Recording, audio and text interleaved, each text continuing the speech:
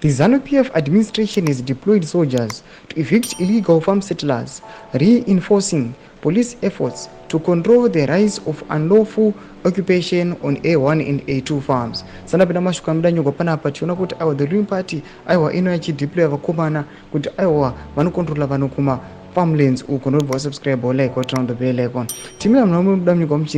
The deployment described as a joint operation involving multiple security arms surfaced in parliament last week after Murewa South lawmaker Noah Mangondo Zanu-PF raised concerns about illegal settlements spreading across farmlands. Mangondo questioned the government's strategy for managing these illegal occupations, highlighting the ineffectiveness of existing government departments in resolving the issue.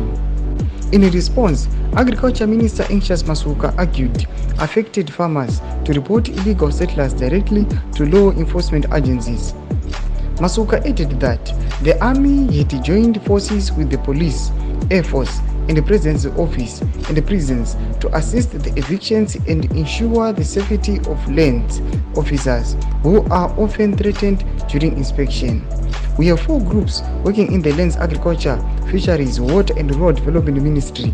We have also engaged the Zimbabwe National Army, Air Force, ZRP, the President's Department and the prisons to have a joint operation command to help the Honorable Minister to make sure that the lands officer is able to reach the place where the illegal settlers are settled, Masuka said.